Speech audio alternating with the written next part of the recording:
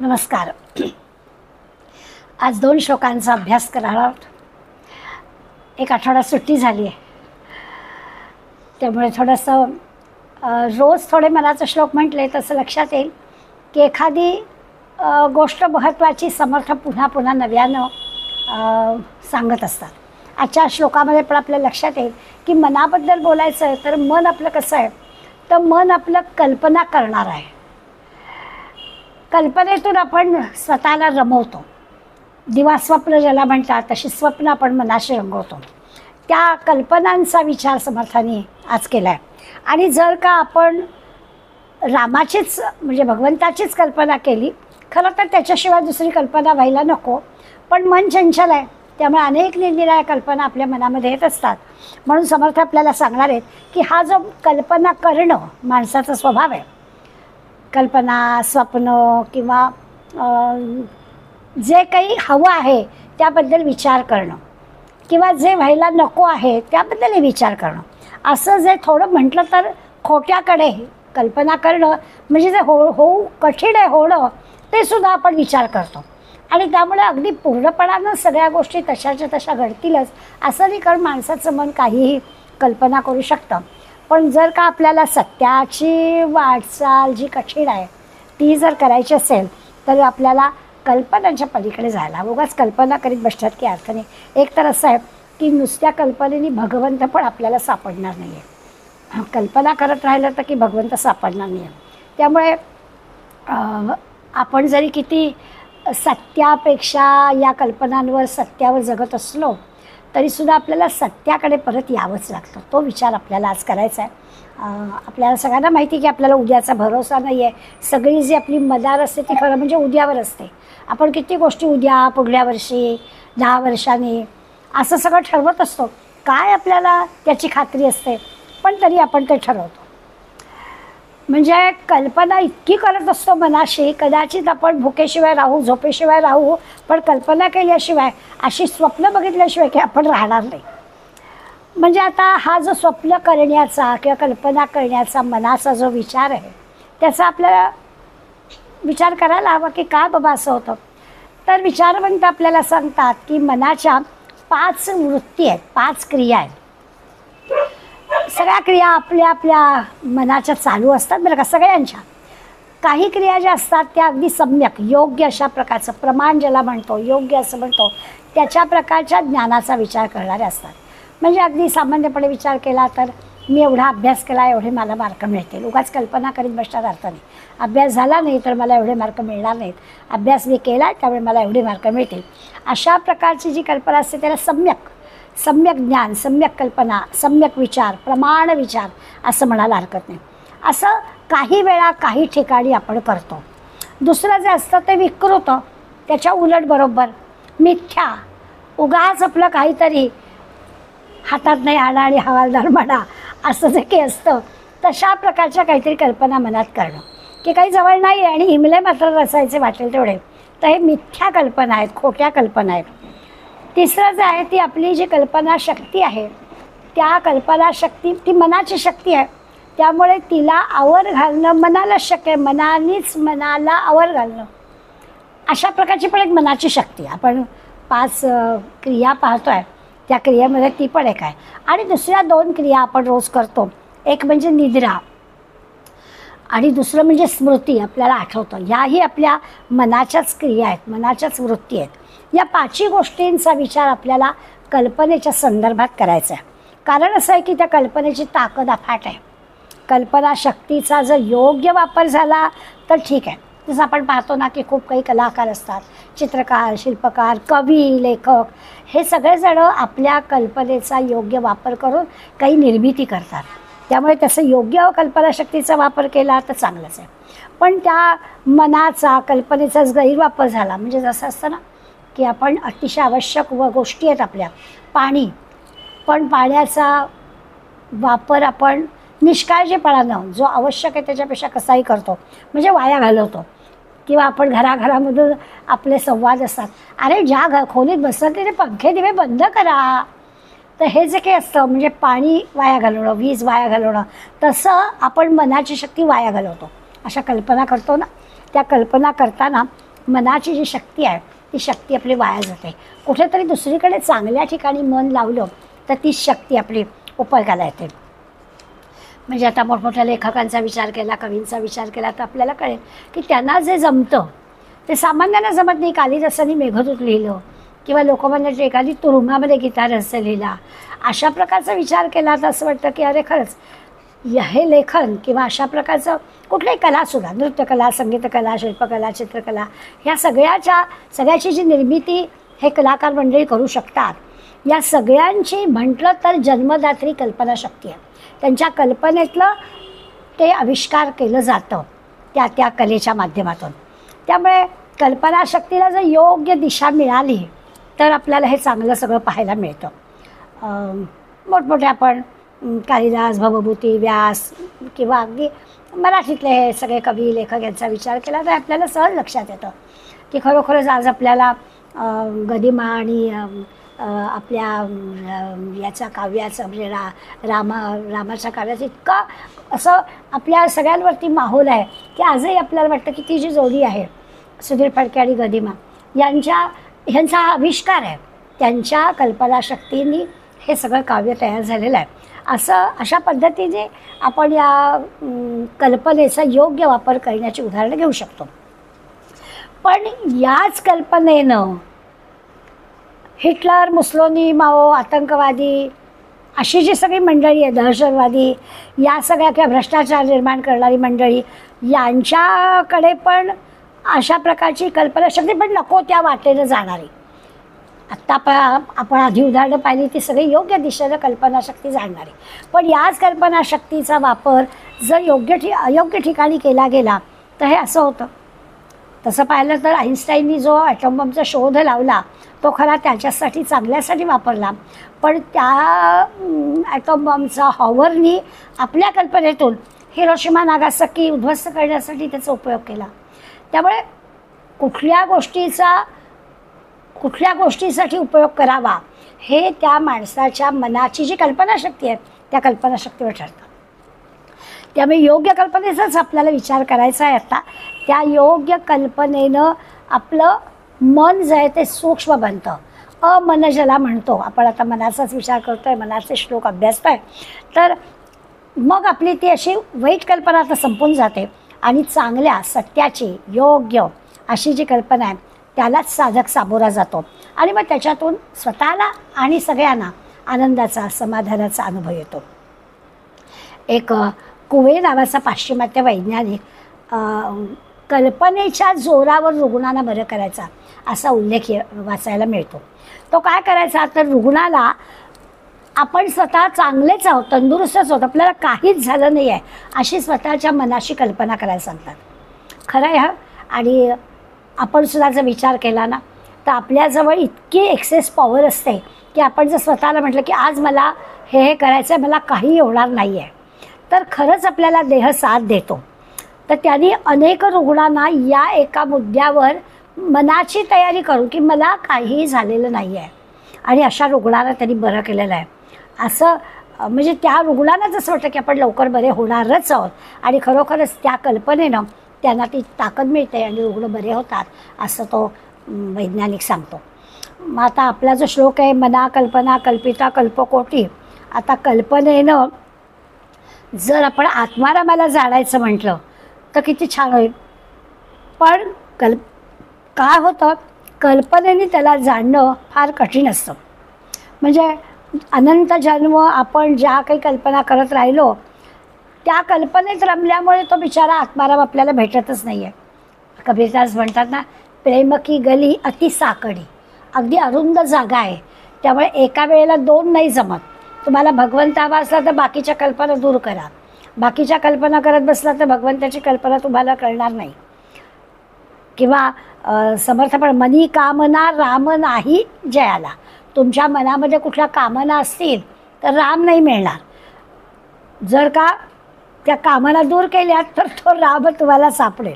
म्हणजे विषयांवरती जर आपलं प्रेम असेल तर आपल्याला भगवंत काही सापडणार नाही. पण भगवंत सापडायला हवा असेल तर विषयांवरचं प्रेम कमी करायला हवं, अशा प्रकारचा विचार. पण आपण सदैव कल्पनेत गुरफटलेला असतो, त्यामुळे आपल्याला हा विचार कामना दूर करणं आणि रामाला त्या ठिकाणी स्थापित करणं ही फार मोठी मनाची शक्ती लागते त्याला. मन म्हटलं आहे, मनाच्या पार जायला हवा आहे म्हटलं आहे. कबीरा जहा काम तहा राम असं म्हणतात. जहा काम नाही म्हणजे कामना नसेल तरच राम आपल्याला मिळेल, काम असेल तर राम काही येणार नाही असं सांगतात. आता इथे आपल्याला तरी जहा काम वहा राम नाही असं म्हटलं म्हणजे खरंच सगळी उदाहरणं देतात की सूर्य आणि चंद्र हे काय होतात की सूर्य आहे आणि अंधार आहे असं होणारच नाही ना. एक तर सूर्य आहे नाहीतर अंधार आहे, किंवा चंद्र आणि शीतलता, चंद्र आहे किंवा चंद्र आला की शीतलता आलीच. अशा पद्धतीची उदाहरणं देऊन सांगतात की हे दोन्ही एकत्र असतात. एक असलं की आपोआपच दुसरं असणारच आहे. तसं भगवत प्रेमाचं आहे की काम गेलं की भगवत प्रेम येईलच. भगवत प्रेम आहे म्हणजे कामाला येणारच नाही.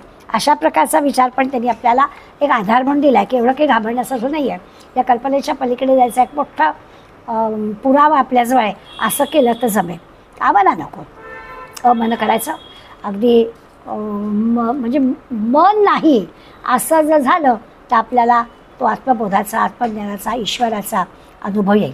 नुसत्या कल्पना करीत बसून ईश्वर प्राप्ती मात्र होणार नाही. जप, पूजा, काय इंद्रिय संयम अशा निरनिराळ्या गोष्टी आपल्याला समर्थ सांगतात. या सगळ्या गोष्टींचा जर आपण विचार केला तर कल्पनेच्या पलीकडे मात्र जायला पाहिजे. मानवी मन कसं आहे तर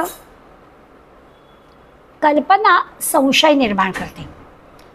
कल्पनेवर एवढ्या समर्थाने भर का दिला तर ही कल्पनाच संशय निर्माण करते. पण आपण त्या कल्पनेला जर चांगल्या मार्गाला लावलं तर तो संशय दूर करण्याचं काम पण कल्पनाच करते. समर्थांचं सांगणं आपण लक्षात घेऊया. कल्पना बंधनात टाकते पण तीच कल्पना आपल्याला बंधनातून सोडवते सुद्धा. इतकं कल्पनेमध्ये शक्ती आहे. माणूस कशा पद्धतीनं विचार करतो त्यावर सगळ्या गोष्टी अवलंबून आहेत. कल्पना जर शबल म्हणजे अशुद्ध असेल, वाईट असेल, काहीतरी वाईट विचार मनामध्ये आलेले असतील तर मग नसलेल्या गोष्टीसुद्धा त्याला दिसतात. पण तीच जर कल्पना शुद्ध असेल, पवित्र असेल तर मात्र अत्यंत पवित्र चांगल्या गोष्टी अनुभवायला येतात. मग मात्र सगळी मंडळी आपल्याला भोवतालची चांगलीच दिसतात. कोणीच आपल्याला वाईट वागणारा माणूस दिसत नाही. जर आपण जसा विचार करतो तशा पद्धतीने आपल्याला अनुभव येतात. समर्थांची कल्पना काय करते तर त्या कल्पनेत समजा आधी होऊन गेलेल्या गोष्टींच्यामुळे काही संकटांचं स्मरण असलं तर मग ती कल्पना काळजी उत्पन्न करते. किती प्रकारांनी कल्पना आपल्याला त्रास देते पण तीच कल्पना आपले त्रास दूर पण करते. कसा विचार आपण करतोय त्यावर अवलंबून आहे.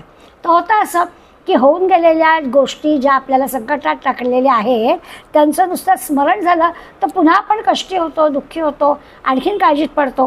पण त्याच कल्पनेला जर आपण योग्य वळणाला लावलं तर ती कल्पनाच काळजी पण दूर करते की अरे ठीक आहे ते जाऊ दे, आता पुन्हा आपण पान उलटूया आणि चांगल्या गोष्टीचा विचार करूया. एखाद्या वेळेला कल्पनेला असं स्वच्छ निर्मळ ज्ञान होतं पण कधीकधी त्याच कल्पनेतून आपलं अज्ञान प्रकट होतं. म्हणजे हे जे सगळे वृत्तीचे प्रकार आपण पाहिले ना त्या वृत्तीच्या प्रकारातून आपल्याला कळेल की कल्पना सगळ्याला कारणीभूत आहे. शुद्ध कल्पनेत खरं सामर्थ्य आहे. अशी चांगली शुद्ध कल्पना मनाशी करायची. आता शुद्ध कल्पना, चांगली कल्पना, मन अमन करणं, मन त्रिगुणातीत करणं या सगळ्याचा अर्थ एकच आहे की स्वस्वरूपी अनुसंधान असणं. भगवंताशी, त्या आत्मज्ञानाशी, त्या चैतन्याशी जर अनुसंधान असलं, तिथे जर आपलं अद्वैत साधलेलं असलं, त्या ब्रह्माचं ज्ञान आपल्याला झालं असलं तर शुद्ध चांगल्याच कल्पना मनात येतील. आणि त्यासाठी पण आता त्यासाठी काय करायचं ते पण समर्थ आपल्याला श्लोकात सांगणार की एक एकाग्रता जर तुम्हाला साधता आली, त्या भगवंताशी एकाग्र होता आलं तर आपल्याला शुद्ध कल्पनेचा अनुभव घेता येईल. पण असं आहे ना, नुसत्या कल्पना करीत बसून चालणार नाही, प्रत्यक्ष कृती करायला पाहिजे. मग त्याच्यासाठी जी काही आपल्याला उपासना पद्धती मान्य आहे ती करायला हवी. हळूहळू या सगळ्या उपासना पद्धतीतून आपण आपली काही प्रगती स्वतः दुसऱ्यांनी आपल्याला सांगायची आवश्यकता नाही की जे काही आपण जप, तप, पूजा, नाम जे काही आपण ठरवलेलं आहे त्या पद्धतीमध्ये नियमितता आली तर आपल्याला अनुभव येईल. आपल्या इंद्रियांना आपोआपच आपण संयमित करू शकू. असं आहे ना की मला नेहमी आपल्या आधीच्या पिढीतल्या सगळ्या आपल्या आयांची, आज्यांची आठवण होते की त्यांच्याजवळ हा संयम नावाची गोष्ट खूप होती किती किती उपास त्या करायच्या. आणि रोजसुद्धा सकाळी सोळ्यानी स्वयंपाक आणि काय काय त्यांच्या ज्या काही रोजचं दैनंदिन झाल्याशिवाय त्या पाणीसुद्धा प्यायच्या नाहीत. आणि एवढा मोठा घरातला सगळा व्याप त्या सांभाळायच्या. हे सगळं संयमाने त्यांना जमत होतं. त्यामुळे कल्पनाचा आपण जर विचार केला तर त्यासाठी ज्या गोष्टी आपल्याला हव्या आहेत त्याच्यात संयम नावाची फार मोठी गोष्ट आहे. आपोआपच या विकारांना आळा घातला जातो. ज्याच्याजवळ संयम आहे त्याचा कामक्रोधावरती, मत्सर मायेवरती, सगळ्यावरती आपोआपच आवर घातला जाईल. अंतःकरणामधलं श्रद्धा, प्रेम, भक्ती वाढेल. या खुणा आहेत बरं का आपल्या. कल्पनातीत होण्यासाठीच्या खुणा काय? एवढ्या तेवढ्यावरून राग येत असेल तर समजावं अजून आपल्याला आपल्या इंद्रियांचा संयम कळलेला नाही आहे. अशी त्या भक्तीबद्दल, श्रद्धेबद्दल उत्कटता वाढली तर काम होईल.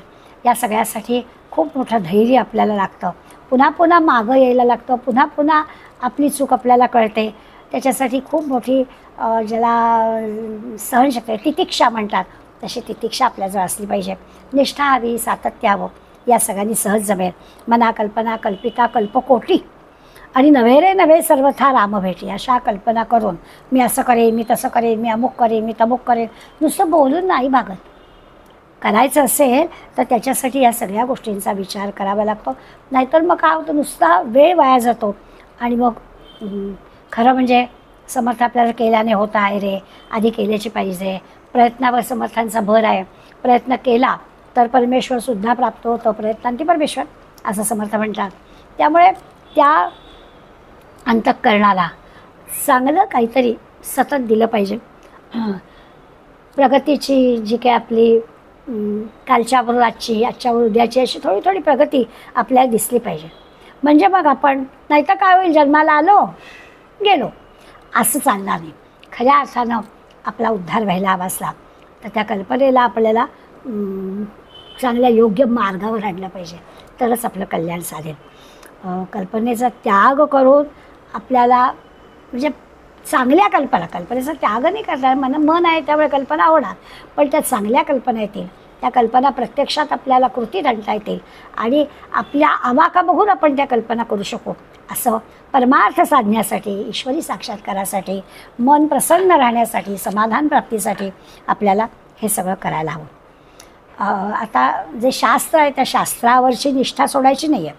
आपल्या आवडीप्रमाणे आपण हा जो सगळा अगदी जपतपापासून ते आपण प्रत्यक्ष ईश्वरी ह्याच्यापर्यंत, ईश्वर साक्षात्कारापर्यंत विचार केला तर या सगळ्यामधल्या ज्या पायऱ्या आहेत त्या सगळ्या पायऱ्यांवरती केलेली साधना प्रत्येकाची वेगवेगळी असू शकते. प्रत्येकाच्या आवडीप्रमाणे ती करता येईल. पण त्या साधनेचा सगळा उद्देश जो आहे तो अत्यंत सात्विक असावा, ईश्वराच्या साक्षात्कारासाठी असावा. काय होतं, सात्विक काहीतरी ध्येय बाळगायचं असेल तर त्याच्यासाठी जी साधनं वापरतो ती पण सात्विक असतात. पण जर का आपल्याला काहीतरी गैरच करायचं असेल तर त्याच्यासाठी लागणारी साधनं असतात ती पण गैरच असतात. या दृष्टीने मनामध्ये आपल्याला काम न ठेवता राम कसा ठेवता येईल असं आपल्याला करायचं आहे. दोन्ही एकत्र राहणार नाहीत असं आपण पाहिलंच. त्या मनी कामना राम नाही जयाला. मनात काम असेल तर राम राहणार नाही असं तिसऱ्या ओळीमध्ये समर्थ सांगतायत. खरं आहे, ज्याचे गाणी मनी राम त्याचे होईल सारे काम असं म्हटलं जातं. तो काय आहे, तर तो काम होईल ना पूर्ण. काही आपल्या इच्छा काही अपुऱ्या राहणार नाही, पण मनामध्ये रामाला धरा तर आपल्या कामना पूर्ण होतील. आपण मनात कामना ठेवतो मग रामाला राहायला जागाच होत नाही. अशा प्रकारचा विचार समर्थ सांगतात. काहीतरी इच्छा, काहीतरी ध्येय, काहीतरी चांगल्या गोष्टी मनामध्ये जरूर असाव्यात, त्याच्यासाठी कार्यरत राहावं. पण स्वार्थ, अहंकार अशा गोष्टी असतील आणि मग त्या आपल्या कर्माकडे आपण पाहिलं, कार्याकडे पाहिलं तर काही बरोबर नाही. त्यामुळे माणसाने आपलं ध्येय काय आहे, आपल्याला नेमकं कुठे जायचं आहे, आपल्याला नेमकं काय करायचं आहे, त्याच्यासाठी कोणत्या मार्गाने जायचं आहे, त्याच्यासाठी कोणती साधनं वापरायची आहेत, या सगळ्याचा शास्त्राचा आधार घेऊन विचार करावा. अति आदरे प्रीती नाही तयाला असं पुढे त्यांनी म्हटलेलं आहे. आता याचा पण आपण विचार करूया की असं अति आदरे म्हणजे काय आणि अति आदरे प्रीती नाही तयाला म्हटलं आहे की अति कुठली गोष्ट जी आहे. मग आता आदरे प्रीती नाही, कुठे शब्द वापरायचा ते आपल्याला लक्षात घ्यायला पाहिजे बरं का. इथे काय होतं, काही तंत्रमार्ग वाममार्गाचा वापर करतात आणि मग काय होतं, आपलं जे सामर्थ्य आहे, आपली जी शक्ती आहे ती कमी होते. मग त्याच्यातून आपल्याला अधिक लाभ होणार नाही. म्हणून ते आपल्याला सांगतात की कुठल्या मार्गाने आपण जातो आहे त्याच्यावरती ती रामाची भेट अवलंबून आहे. आपण जर गैरमार्गाचा, तंत्रमार्गाचा अवलंब केला तर तसं होणार नाही. आणि त्यामुळे आत्मा रामावरचं जे म्हणजे त्याच्यासाठी जे निष्काम प्रेम असेल तर हे होईल. प्रेम आणि स्वार्थ किंवा मग अशी म्हटलं तसं अंधार आणि प्रकाश, हे जे परस्पर विरुद्ध गोष्टी आहेत.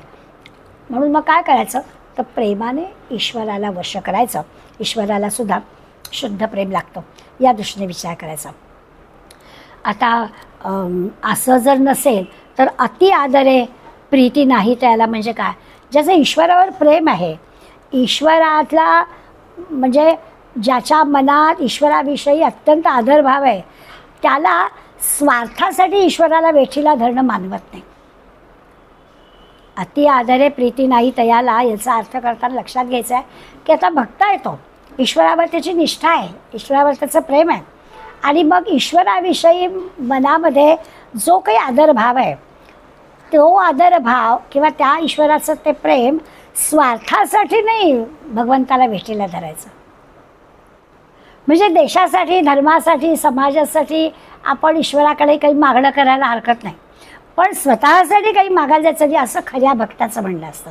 आणि म्हणून त्यांनी अति आदरे प्रीती नाही तयाला, याचा अर्थ काय तर त्याचं ईश्वरावर अति आदर आहे, अति प्रेम आहे, पण मग त्या प्रेमामुळे त्यांनी ईश्वराला वेठीला धरायचं नाही आहे, स्वार्थासाठी, स्वसाठी, आपल्यासाठी त्या वेठीला धरायचं नाही आहे. असा म्हणजे त्याला ते त्या खऱ्या भक्ताला हे मानवतच नाही, अशा अर्थ इथे म्हणतात. मनी कामना राम नाही जयाला, अति आदरे प्रीती नाही तयाला. त्याला हे आवडत नाही. खऱ्या भक्ताला, ज्याला राम ज्याच्या अंतःकरणात आहे, रामावर ज्याची निष्ठा आहे, त्याला भगवंताला स्वतःसाठी, स्वार्थासाठी वेठीला धरणं मान्य नाही आहे. आणि त्यामुळे तो काय करतो म्हणून आपण बघा 5व्या श्लोकामध्ये मना कल्पना ते नको विषयांची असं पूर्वी केलेलं पण आहे. तर अशी मनाला त्यांनी सांगितलं की अशा विषयांची कल्पना मध्यामध्ये धरू नकोस. तोच विचार आता इथे करायचा आहे की कुठल्या कल्पना मनात धरायच्या ते समजलं तर मग ह्या इच्छा वासना स्वरूपातली कल्पना नको, भगवंताची नव्हे. त्यावेळेला आपण आणखीन एक विचार पाहिला होता की आपण कर्म आणि कार्य या दोन शब्दातला फरक पण लक्षात घेतला होता. की आपण समजा भूक लागली की जेवतो, तहान लागली की पाणी पितो, ही आपले कर्म आहेत, बरोबर आहे. आता त्या म्हणून त्याला कर्म म्हटलं. पण कर्मानंतर म्हणजे समजा जेवलं तर जेवल्यानंतरची जी काही आहे पचनक्रिया आहे, ते अन्न पचणं आहे, त्याचं रक्तात रूपांतर होणं आहे, या सगळ्यावरती आपला काहीच कंट्रोल नाही, त्यामुळे त्याला मात्र आपण क्रिया म्हणतो. मग या कर्मापूर्वी ते काम म्हणजे इच्छा, वासना, कल्पना या स्वरूपात असतं. त्यामुळे आधीच आपल्याला याचा विचार करायचा असतो. क्रियेपर्यंत जायचंच असतं. कल्पनेचा जो प्रभाव आहे तो कसा असेल त्यावर आपलं कर्म होणार आहे. त्यामुळे कार्यापर्यंत पोचायचे, कार्य आपल्या हातातच आहे, कर्म आपल्या हातात आहे. आणि कर्माच्या आधीच आपल्याला या कल्पनेच्या प्रभावाचा पण विचार करायचा आहे. मग अशा आपण कल्पनेच्या शक्ती सगळ्या पाहिल्या. जितका जोराचा विचार, कल्पना जितकी जोरात असेल ना तसं ते कर्म होतं. किंवा कल्पनेचं काही वेळेला आपल्याला कळतं की ती कल्पना मिथ्या आहे, चुकीची आहे, भ्रामक आहे, पण तरीसुद्धा ती करण्याकडे आपली प्रवृत्ती होती की नाही असं व्हायला हवं, असं झालंच पाहिजे, अशी माझी इच्छा आहे. माहीत असं की असं होणार नाही. वास्तविकता जी आहे ती विचारात घेऊन आपण कल्पना केली पाहिजे. असा विचार सांगितला. खरं आपल्याला दिसेल की हे असे विचार गीतेमध्ये, दासबोधामध्ये अनेक ठिकाणी आपल्याला आले आहेत. खरं आहे, विषयांचं प्रेम कमी झाल्याशिवाय रामाबद्दल प्रेम येत नाही. संकल्प प्रभावान कामांस त्याक्त्वा सर्वान शेषतः. संकल्पातून जे उत्पन्न होतं, कल्पनेतून जे उत्पन्न होतं, ते सगळ्या नाना प्रकारच्या वासना या पूर्णपणे टाकून द्यायला पाहिजे, असं गीतेने पण आपल्याला सांगितलं आहे. किंवा 7व्या दशकामध्ये कल्पनेबद्दल खूप समर्थांनी वर्णन केलं आहे. ते म्हणतात कल्पना माया निवारी, कल्पना ब्रह्मथावरी, संशय धरी आणि वारी तेही कल्पना. मग असे आपण पाहिलं की सगळं कल्पनाच करते. संशय आणते पण कल्पना, पण तो संशय दूर पण करते कल्पना. ती शक्ती कशी वापरायची यावर सगळं अवलंबून आहे. मग आपण असा विचार करूया, ईश्वरावर श्रद्धा ठेवावी, चांगलेपणाची भावना ठेवावी, चांगल्या कल्पना मनात आणाव्यात. आशावाद असावा मनामध्ये आणि शक्य म्हणजे प्रयत्नपूर्वक वाईट कल्पना मनातून काढून टाकाव्यात. मग आपल्याला खरा समाधान, खरा आनंद प्राप्त होईल. चांगल्या कल्पना सत्यात येण्यासाठी प्रयत्न केला जाईल. आपुलेने अनुभवे कल्पनेसी मोडावे, मग सुखारी पडावे अनुभवाचे. म्हणजे आपल्याच अनुभवाने कल्पना कराव्यात आणि कल्पनेनेच आपल्याच वाईट बाजूला करावं आणि चांगला अनुभव पदरात पाडून घ्यावा. आता काय चांगलं तर स्वस्वरूपाचा अनुभव. सगळ्यात शेवटी त्या मनाने चांगलं करायचं म्हणजे काय करायचं आणि स्वस्वरूप म्हणजे काय तर माझी जी मी देह आहे, ही जी काही कल्पना आहे ती आपल्याला बाजूला करायची आणि माझं जे खरं स्वरूप आहे ते आपण समजून घ्यायचं. अशा अनुभवापर्यंत आपल्या कल्पनेच्या शक्तीने आपण जायचं असं ते आपल्याला सांगतात. पुढला 60वा जो श्लोक आहे, मना राम कल्पतरू कामधेनू निधी सार चिंतामणी कायवानू जयाचे योगे घडे सर्व सत्ता तया साम्यता कायसी कोणा आता. असा पुढला श्लोक आहे. आणि कामधेनू काय, चिंतामणी काय, ह्या सगळ्या गोष्टी खरं तर आपल्याला कल्पनेतल्या आहेत, माहिती आहेत. खरंच आहे असा काही कल्पवृक्ष नाही, कल्पनेतलाच तो आहे. झाडाखाली बसावं, काहीतरी कल्पना करावी आणि त्या कल्पना पूर्ण व्हाव्यात म्हणजे कल्पतरू. आणि मग राम हा कल्पतरू आहे म्हणजे रामाच्या जवळ मागावं, आपल्या मनातल्या सगळ्या चांगल्या कल्पना तो पूर्ण करेल. अशा प्रकारे रामालाच कल्पतरू म्हटलेलं आहे, रामालाच कामधेनू म्हटलेलं आहे, रामालाच निधी म्हटलेला आहे, रामालाच चिंतामणी म्हटलेलं आहे. पण सामान्य आम्ही माणसं कशी असतो आपल्याला सगळ्यांना कदाचित ती कथा गंमतशीर गोष्ट माहिती असेल की एक माणूस पूर्वीच्या काळी जसं सगळं चालतच प्रवास करायला लागायचा तसा बिचारा खूप थकला होता, दमला होता आणि मग एका झाडाखाली थोडी विश्रांती घेण्यासाठी थांबला. खूप तहान लागली होती, जवळपास पाणी पण नव्हतं. आणि मग असा मनात विचार केला की देवा, आत्ता मला खरी इतकी तहान लागली आहे, कोणी मला पाणी आत्ता दिलं तर. खरं तर निर्जन जंगलामध्ये आहे तो, कोण त्याला तिथे पाणी देणार, स्वतःच कुठेतरी पाणी शोधावं लागेल आणि ते तरच पाणी मिळेल. पण तरी मनात विचारायला कल्पना काही करता येतात. तर कल्पना मनात आली की आत्ता कोणी मला पाणी दिलं तर किती बरं होईल. आणि तो ना कल्पवृक्षाखालीच बसला होता, त्याला काही माहिती नव्हतं आपण कल्पवृक्षाखाली आहे. पण तेवढ्यात खरंच छानपैकी कोणीतरी 2 थंडगार असं पाण्याचा कलश घेऊन आलं बाबा. आणि मग त्याला खूप आनंद झाला की अरे वा, देव किती छान आहे की मी कल्पना केली आणि मला पाणी मिळालं. छानपैकी तहान त्याची भागली. पुन्हा मनात कल्पना आली की तहान तर भागली पण भूकही लागली आहे. खरंच असं पाणी आत्ता कोणीतरी आणून दिलं, असं आपल्याला कोणी पंचपक्वान्नांचं ताट आता आणून दिलं तर काय मजा येईल. आता कल्पवृक्षाखालीच बसलाय, कल्पना करावी आणि ती कल्पना पूर्ण व्हावी. आलं छानपैकी पंचपक्वान्नांचं ताट भरून आलं, छानपैकी तृप्तपणानं जेवला आणि म्हणाला अरे वा, देव काय माझ्यावर खुश आहे. मी मनात विचार आणावा आणि असं होत आहे, मी मनात विचार आणावा आणि असं घडत आहे. ताण झाली, भूक झाली आणि आता विश्रांतीला त्याच झाडाखाली आडवा झाला. म्हणाला की आता जर भगवंताने आपली छानपैकी काहीतरी गादी उशी पांघरून सगळी व्यवस्था केली तर किती बरं होईल. आता कल्पवृक्षाखालीच आहे, तेही सगळं झालं. आता तरी त्याला वाटायला होतं ना की आपण चांगल्याच इच्छा कराव्यात, कारण आपल्या त्या पुऱ्या होत आहेत. पाणी मिळत आहे, अन्न मिळत आहे, झोपायची व्यवस्था होते आहे.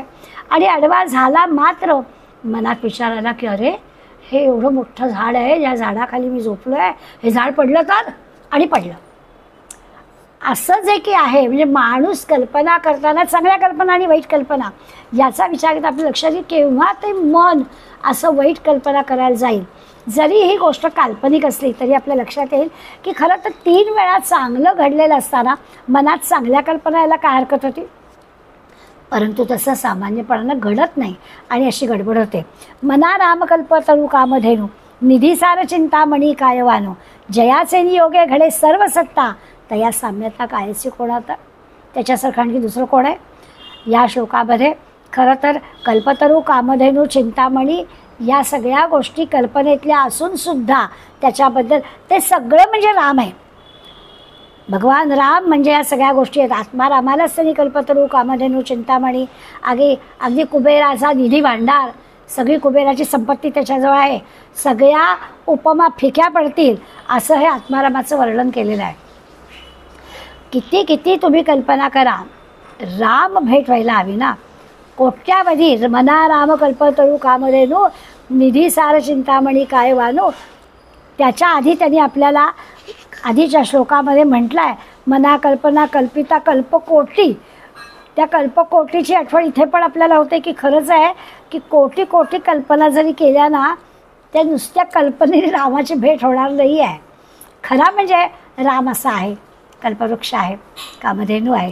तर जर का आपण नीट चांगल्या उत्तम कल्पना केल्या तर त्या रामाची भेट झाल्या काही राहणार नाही. राम आपण जी काही इच्छा करू ती इच्छा पूर्ण करेल. उदार आहे राम आणि नक्कीच पूर्ण करेल.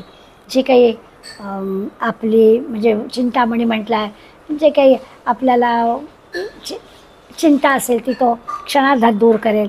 बहुरत्ना वसुंधरा म्हटलं आहे, ज्याच्या आधारावर ते आहे त्याच्यापेक्षा काय कशाची कमतरता येणार आहे, काहीच कमी पडणार नाही, सगळं त्याला मिळणार आहे. आणि हे सगळं एकाच रामापाशी आहे. रामच कल्पतरू रामच सार असा आहे. मग आता त्याच्यासाठी करायला काय हवं? आत्ताच्या गोष्टीत सांगितल्याप्रमाणे चांगलेच विचार मनात आणायला पाहिजे की झालं, बाकी आपल्याला काहीच करायला नको. याचा अर्थ असा आहे की निष्काम भावनेनं ईश्वराची उपासना करावी. ईश्वर सगळा द्यायलाच बसलेला आहे, अत्यंत करुणासागर आहे, अत्यंत दयाळू आहे. आपल्याला तो काहीही कमी करणार नाही आहे. अत्यंत प्रेमादराने आपण भक्तीच्या मार्गाला लागावं असं आपल्याला समर्थना खरं म्हणजे या श्लोकात सांगायचं आहे. एका अर्थाने रामचंद्राची स्तुती या श्लोकामध्ये ते करतात. आता एकीकडे कल्पनेतला वृक्ष म्हणजे चिंतामणी असं सगळं वर्णन केलं आहे, पण एकीकडे रामाला भक्त काम कल्पद्रमू पण म्हटलं आहे. भक्ताच्या कामना पुऱ्या करणारा वृक्ष असा राम आहे असं पण म्हटलं आहे. आता याचा अर्थ कसा आपण लक्षात घ्यायचा? खरं म्हणजे याच्यामध्ये विसंगती वाटते ना. एकीकडे असं म्हणायचं आणि एकीकडे मात्र त्याला भक्त कामकल्पद्रमू पण म्हणायचं, तर पण विसंगती नाही आहे. लक्षात असं घ्यायचं की समजा आपण विचार करूया की गृहस्थाश्रम धर्म आहे आपला, त्यामुळे कोणी आपल्याकडे येणाऱ्याचं आतिथ्य उत्तम प्रकारे करावं असं आपण म्हणतो. चांगलं आतिथ्य करावं, येणाऱ्या माणसाला बरं वाटेल, आनंद मिळेल असं करावं. पण म्हणून कोणी एखादा सारखाच जर केवळ संपन्न गृहस्थ धर्म इथे मिळतो आहे म्हणून पुन्हा पुन्हा यायला लागला तर मग आपली भावना कशी होईल? या अर्थानं आपण या रामभक्तीमध्ये विचार करायचा की इथे आपली कामना नाही असं, तो आहेच द्यायला बसलेला पण आपण कामना ठेवायची. तो देतोय असं म्हटल्यावर आपल्या इच्छा वाढतील आणि आपण भलता भलता काय काय मागायला लागू. तर आहे तो कल्पद्रुम आहे, कल्पवृक्ष आहे, कामधेनू आहे, आपल्या इच्छा तो पुऱ्या करायला बसला आहे, आपल्या कल्पना तो पुऱ्या करायला बसला आहे. पण आपण या अशा प्रकारचा विचार करायला हवा की आपण काय प्रकारचं मागतोय ते लक्षात घ्यायला हवं. नारदांनी भक्तिसूत्रामध्ये भक्तीचं एक लक्षण सांगितलं आहे, अनन्यता. आता अनन्यतेची जी काही व्याख्या आहे, अन्य आश्रयो त्यागा, दुसरा कुठलाही आश्रय नाही, त्या बाकी सगळ्या आश्रयाचा त्याग करून जी काय असते ती अनन्यता. एकदा रामाचा आश्रय घेतला, एकदा राम अंतःकरणामध्ये आहे त्याचा परिचय झाला की अन्य आश्रयांची गरजच नाही आहे. अन्य काही आपल्याला हवं आहे असं वाटणारच नाही. माऊली आपल्या एका अभंगात म्हणतात की सद्गुरू सारखा असता पाठीराखा. म्हणजे काय? इतरांचा लेखा करायचीच गरज नाही, तर पाठीराखा आहेच. जर सद्गुरू आपल्या पाठीराखा आहे तर कशाला इतर काही काळजी करण्याचं कारण आहे? एकदा रामाचा आश्रय आपल्याला मिळाला आहे, रामाने मला आपलं म्हटलं आहे, आता काही करायचं कारण नाही आहे. सगळं जे काही ते रामचंद्रच. आता हे सगळे कल्पतरू आणि निधी आणि सार आणि चिंतामणी हे सगळे शब्द कमी पडतात म्हणून काय होत आहे तर जणू काही समर्थ आपल्याला विचारतात की त्या रामाचं वर्णन मी कसं करू? जयासेनी योगे घडे सर्व सत्ता तया साम्यता कोणसी कायसी कोणाता. त्याच्यासोबत दुसरं काहीच नाही आहे. सगळं जे काही त्याच्या सत्तेनं चालतं आहे त्या रामाचं वर्णन कसं करायचं? याची तुलना किंवा याचं साम्य कशाशी करता येईल? नाहीच करता येणार. सगळ्या सत्ताधीश तो आहे, तर मग त्याची साम्यता कायसी कोणाता, त्याचं साम्य दाखवायचं दुसरं कशाशी दाखवता येणार? आपल्या जीवनात जे काही घडतं आहे ते सगळं त्याच्या सत्तेनं चालतं आहे. जयाची योगे घडे सर्व सत्ता असं आपल्याला कळलं आहे. तर मग बाकी विचार करायचा नको. कल्पतरूखाली बसल्यावर सुद्धा जर मनात चांगले विचार येणार नसले तर काय उपयोग आहे? म्हणून आपल्याला दुसरं काही नाही, एकच असा विचार करा. भक्त जे जे मनी धरतो ते ते देव आधीच देतो. भगवंत एवढ्या भक्तावरती खुश आहे की त्याला माऊली पण जो जे वांछित होतो ते लाहो, जी इच्छा करा की ते तुमची प्राप्त होणार आहे तुम्हाला, असं म्हणतायत. तेव्हा रामचंद्र कामधेनू म्हणजे भक्ताला काहीच कमी पडणार नाही. भगवंत हा भक्ताचा प्रपंच चालवतो असा दृढ विश्वास आपल्याला हवा. समर्थ रामाला जेव्हा निधी असा शब्द वापर, निधी म्हणजे काय, तर साठा, सगळ्या चांगल्या गोष्टींचा सद्गुणांचा साठा म्हणजे राम आहे. कृपेचा साठा राम आहे, करुणेचा साठा राम आहे, ऐश्वर्याचा साठा राम आहे, प्रेमाचा साठा राम आहे. असं सगळं सगळं सगळं रामाजवळ आहे. त्या रामाला सोडून अन्य ठिकाणी जाण्याचं कारणच नाही. त्यामुळे भक्ताला या सगळ्या भगवंताजवळ असणाऱ्या साठ्याचा सहज मार्ग खुला होणार आहे. जसं असतं ना की बाकी कितीही जरी असलं तरी मूल आईकडेच जाणार, वासरं ही गाईकडेच जाणार. गोशाळेमधले लोक अनुभव सांगतात की एका बाजू सकाळी एकदा दूध पाजून झालं की वासरांना एका दुसरीकडे ठेवतात आणि संध्याकाळी पुन्हा दूध काढायच्या अगोदर ते वासराला सोडतात. ती सगळी वासरं बरोबर आपल्या आईकडेच जातात. खरं तर आपल्या दृष्टीनं त्यांच्यामध्ये इतका साम्य असतं की आपल्याला असं खरंच कुठलं वासर त्यांना बरोबर कळतं. हे जसं आहे तसं आपल्याला कुठे नेमकं मिळणार आहे हे भक्ताला बरोबर कळलेलं असतं. गुरु किंवा राम किंवा आपलं जे की दैवत आहे, या दैवताच्या ठिकाणी आपण गेलो की आपल्या सगळ्या इच्छा पूर्ण होणार आहेत असं ते आपल्याला सांगतात. कारण माझं हिताचं काय आहे ते माझ्यापेक्षा त्यालाच आधी कळतं आणि त्यामुळे तो ते जे काही देणार आहे ते माझ्या हिताचंच आहे. फक्त ही आपली दृढ श्रद्धा मात्र असायला हवी. जगात रामचंद्रच सगळ्याचं सार आहे, बाकीचं सगळं असार आहे. चांगलं जे की ते सार आहे तिथेच जावं, अन्य ठिकाणी जायची आवश्यकता नाही. रामच चिंतामणी आहे, सगळ्या चिंता आहेत त्या बाजूला करून टाकाव्या, त्या कायमच्या दूर होतील. त्याला एकदा धरलं की अशा रामाला सोडून अन्य आश्रयांचे आपल्याला का असं धरायचं कारण नाही. गुरु नानकांच्या चरित्रामध्ये एक गंमतशीर प्रसंग आहे. अगदी आपल्या लक्षात येईल की बादशाह अकबराने, खरं म्हणजे तो गुरु नानकांना चांगलं मानत होता, तर बादशाहकडे नानकांनी जावं असा काही लोकांनी नानकांना एक प्रस्ताव दिला. लोक असं म्हणाले, नानकांना भरीला घातलं. खरं म्हणजे त्यांनी असं म्हटलं की आपल्याला गावामध्ये शाळा काढायची, तर शाळेसाठी आपल्याला काही जमीन हवी आहे, तर ती बादशाहकडून तुम्ही मिळवून आणून द्या, तुमचं बादशाह ऐकेल. असं म्हणून गुरु नानकांना लोक गळ घालत होते. नानकांनी पण असा विचार केला की काही हरकत नाही, गावाचं जर चांगलं होणार असेल तर आपण बादशाहकडे जावं आणि बादशाहला काही जमीन शाळेसाठी त्यांनी द्यावी असा प्रस्ताव मांडावा.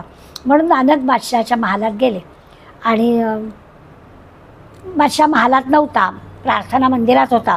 म्हणून मग नानक प्रार्थना मंदिरात गेले आणि मग बादशाहची प्रार्थना त्या प्रार्थनागृहामध्ये नानकांनी ऐकली. बादशाह अल्लाला असं म्हणत होता, हे अल्ला, मला आणखी धन दे, मला आणखी जमीन दे, मला आणखी ऐश्वर्य दे, मला साम्राज्य दे. नानक हसले आणि काहीच न बोलता परत फिरले.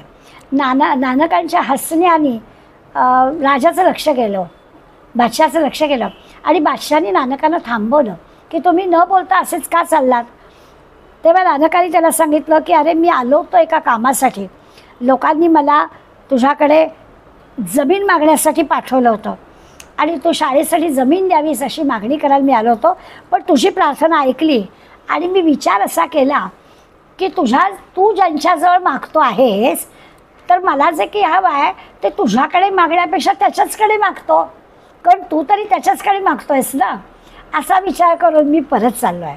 आता आपल्या लक्षात येईल की देणारा तोच आहे, मग बादशाहची मध्यस्थी कशाला पाहिजे, मी त्याच्याचकडे मागतो ना. असं रामच कल्पतरू, रामच निधी सगळ्याचा साठा आहे, रामाचीच सत्ता सगळीकडे चालत आहे असं समजलं की आपल्या लक्षात येईल. आता होतं असं की आपण सामान्य मंडळी आहोत, आपल्या संसारातल्या काही गोष्टींसाठी पण आपल्याला भगवंताची जरुरी लागते. पण ते जर आपण लक्षात घेतलं तर एकदा रामाला ओळखलं की दुसरं काही नको असं म्हणजे. समर्थांची एक स्फुट कविता आहे, त्या स्फुट कवितेमध्ये समर्थ म्हणतात, कामधेनू कल्पतरू निधी चिंतामणी सारू. हाच विचार केला आहे, रामसत्ता मात्रे थोरू असता परी. काय होईल की हे सगळं जे की आहे ना, एकदा का रामाची सत्ता मान्य केली की ह्या सगळ्या गोष्टी आपोआपच आपल्याला मिळाल्या. कैसे रामी बरोबरी करी ती बापुडी भिकारी, रामसत्ता अनुपम्य खरी भुवनत्रयी. सगळ्या भुवनामध्ये ही रामसत्ता जी आहे ती जर चालत असेल तर अन्य काही करायची आवश्यकताच नाही आहे. तस्मात शरण जावे रामाला, सकल मुनिजन विश्रामाला. सकल मुनिजन, सगळे ऋषी मुनी हे ज्या ठिकाणी विश्राम घेतात रामापायी, त्याच रामाच्या पायाशी आपण पण शरण जावं. देवबंध विमोचकाला आनंद भावे. आणि ज्या रामाने बंदीखान्यात असणाऱ्या देवांनाही सोडवलं त्या रामाला शरण जावं, अशा प्रकारचा विचार त्यांनी आपल्याला सांगितला. आणि मग असं जेव्हा जमेल त्यावेळेला काय होईल तर थोडासा आपण विचार असा करूया की मना रामकल्पतरू कामधेनू निधी सार चिंतामणी कायवानू जयाचे मागे घडे सर्व सत्ता आणि तया साम्यता कायसी कोण. आता हे नुसतं काही आपल्या तुम्हा आम्हाला या सगळ्या गोष्टी मिळाव्यात म्हणून रामाची सत्ता असं नाही, तर सगळ्या मी देह आहे अशी जी कल्पना आहे ही पण कल्पनाच आहे, ती बाजूला करता आली पाहिजे. स्वस्वरूप हे कल्पनेच्या पलीकडलं आहे. त्या स्वस्वरूपाला काय करते, ती कल्पना आहे ना ती अशी स्वस्वरूपाला झाकळून टाकते. म्हणून त्या कल्पनेला बाजूला करावं आणि स्वस्वरूपाला नीटपणाने पाहावं. हाच विचार दासबोधामध्ये सांगितला आहे. साधकाला काय होतं, मायेची कल्पना करण्याच्या ऐवजी ब्रह्माची कल्पना करता आली पाहिजे, तर तो ब्रह्मस्वरूप होऊन जाईल. आपण मायेमध्ये अडकतो, दृश्य जगामध्ये अडकतो. हे दृश्य जग बाजूला केल्याखेरीज आपल्याला सत्य काय ते कळणार नाही आणि त्याचा विचार आपल्याला कल्पनेनेच करायचा आहे. आणि त्या कल्पनेनेच आपण ठरवायचं आहे की हे दृश्य जग आहे, जे सत्य नाही आहे, जे दिसणारं आहे ते खोटं आहे, त्याला बाजूला करता आलं पाहिजे. होतं असं की ही जी शबल कल्पना किंवा ही जी काही दिसणारी जी गोष्ट आहे ती आपल्याला खरी वाटते आणि त्याच्यामुळे आपल्याला ते स्वरूप जे आहे ते असं झाकलं जातं, ते आपल्याला सापडतच नाही. ती खरी शुद्ध कल्पना आहे. स्वरूपाची जी आहे ती शुद्ध कल्पना आहे आणि दृश्य जगाची जी कल्पना आहे ती शबल कल्पना आहे. ती शबल कल्पना बाजूला खेळल्याखेरीज शुद्ध कल्पना आपल्याला येणार नाही. एकदा शुद्ध कल्पना आपल्याला कळली म्हणजे स्वरूप कळलं की मग अद्वैत प्राप्त होतं असं आपल्याला सांगतात.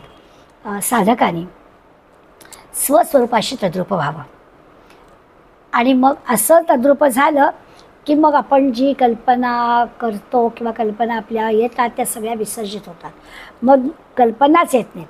म्हणजे आपला जो नेहमीचा विचार असतो की आपण जपाला बसलो, नामाला बसलो, काही स्तोत्र म्हणतो आहे, काही दासबोध वाचतो आहे, त्यावेळेला मनात काहीतरी वेगळेच विचार चालू असतात.